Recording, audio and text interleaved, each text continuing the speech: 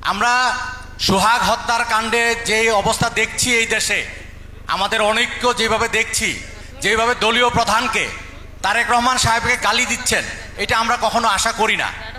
আমরা ঐক্যবদ্ধ চাই। আমার শিশুর ঠিক গুলিবিদ্ধ হওয়ার 10 মিনিট আগে তার একটি মুষ্টিবদ্ধ হাত আছে।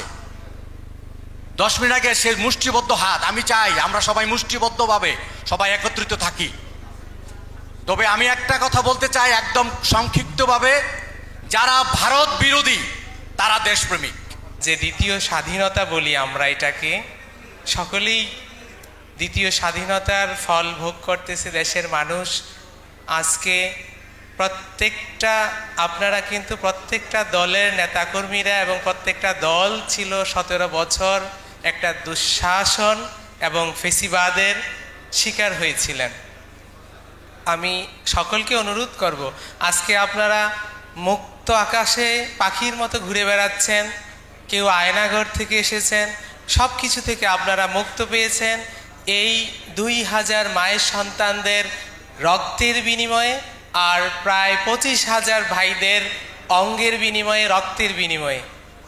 তো আমি সকলের কাছে অনুরোধ করব, দলমত নির্বিশেষে আপনারা প্রত্যেকেই যখন যেই প্ল্যাটফর্মে কথা বলেন বিচারের কথা বলবেন। বিচার যদি না হয় বাংলার জমিনে, তাহলে আবারও কোনো স্বৈরাচার মাথাচাড়া দিয়ে উঠবে। আরেকটা দুঃখ লাগে যে এই সরকারটা আমাদের সরকার, 1 বছর হয়ে গেছে, দুঃখজনক এখনও কোনো একটা মামলারও আনুষ্ঠানিকভাবে বিচার হয়নি, কোনো মামলার চার্জশিট হয়নি।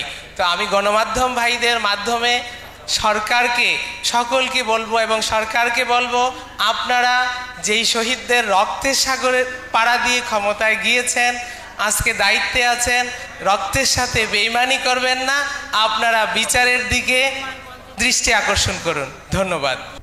আসলে শিশুদের কথা তো কেউ শুনতে চান না।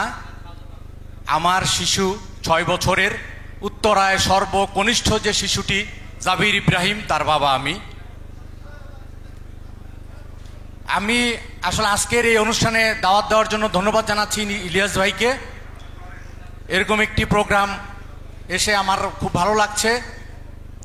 তবে সবার আগে যেটা বলতে চাই, যে এই মেসেজটি উনি দেওয়ার চেষ্টা করছেন, ইলিয়াস ভাই সহ অন্যরা, আমাদের ঐক্যবদ্ধ হওয়ার জন্যে, আমাদের ঐক্যবদ্ধ হওয়া খুব জরুরি।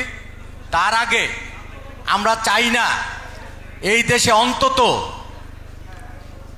জিয়া রহমানের পরিবারকে কেউ গালি দেখ। আমরা সোহাগ হত্যার কাণ্ডে যে অবস্থা দেখছি এই দেশে, আমাদের অনৈক্য যেভাবে দেখছি, যেভাবে দলীয় প্রধানকে তারেক রহমান সাহেবকে গালি দিচ্ছেন, এটা আমরা কখনো আশা করি না। আমরা ঐক্যবদ্ধ চাই। আমার শিশুর ঠিক গুলিবিদ্ধ হওয়ার 10 মিনিট আগে তার একটি মুষ্টিবদ্ধ হাত আছে।